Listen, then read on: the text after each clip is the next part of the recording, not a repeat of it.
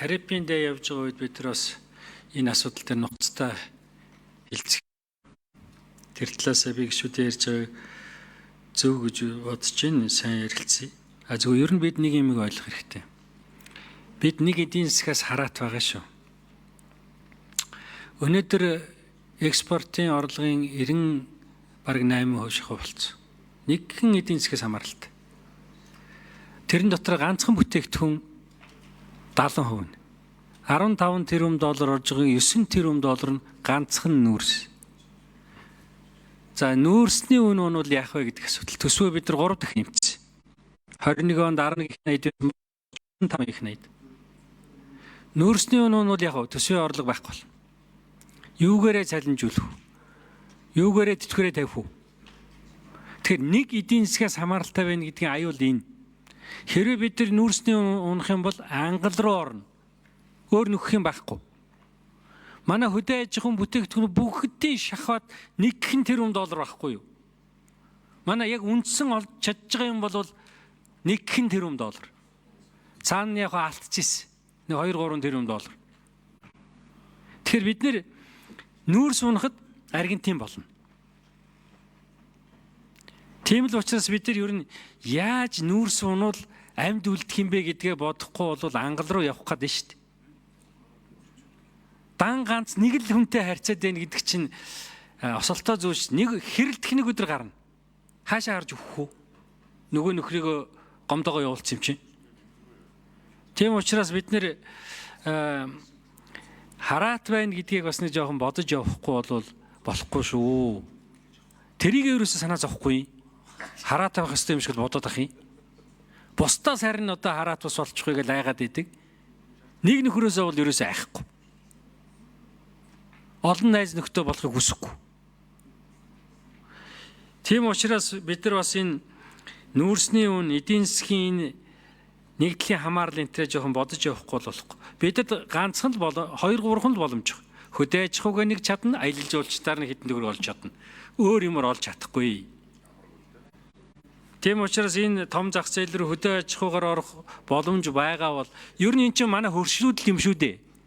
Хөршүүдээс нэгэнтэй найз нөгөөдхийн нулимаа дээж болохгүй ч дээ. Тийм учраас энэ хөрш орнуудтайгаа яаж байх вэ гэдгийг бид нар нэлээд сайн бодно биз. Ер нь энэ хөршүүд бид нарыг юугаар хаагаад байна? Импортын татвараар л хаачаад шүү дээ. 10-аас 40% татвартай бид нар бараа бүтээгдэхүүнийг гаргаж чадахгүй.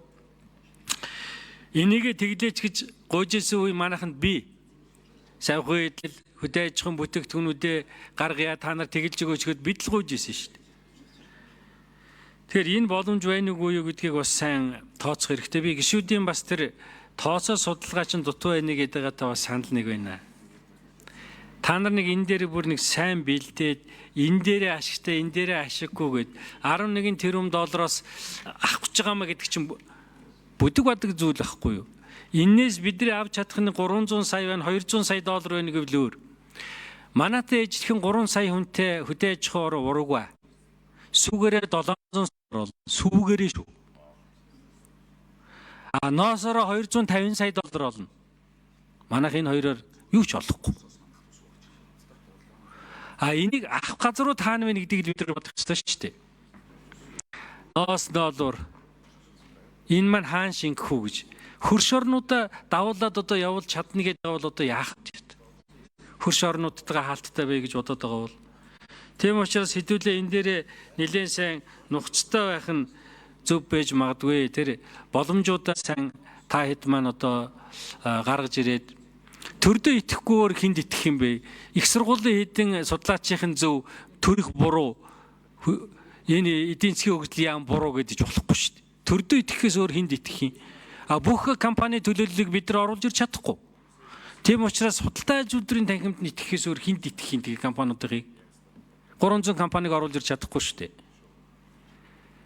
Тэгэхээр хөдөө аж ахуйн яам бас энэ хөдөө аж ахуйн чиглэлээр гарч байгаа боломжууд дээр бүр нэг энэ дээрээ тэдэн сая доллар, энэ дээрээ тэдэн сая доллар ийм боломжууд байна энэ тэргээд ингийн хэдүүлээ бүр нэг тодорхой байдлаар яриул яасан зүгээр лобби байх шиг байна. Өндөг мөндөг энэ тэргээд янз бүрийн юм бол байх шиг байна. Будаа тариа энэ тэргээд. Гэхдээ хэдүүлээ улс орныхоо эрх ашигыг бодъё.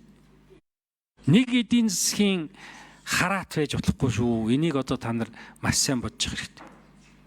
Өнөөдөр нэг хэсэг нь ингээд за хэдүүлэн хамтарч гэж яхад нь хөөж явуулчаад дараа нь ганцхан найзтай суугаад иж болохгүй шүү. Тэгээ хэдүүлээ энийг нэлээд сайн яриа тэгээ одоо хилцэх хэсгээ хэдүүлээ ингээд шийдье.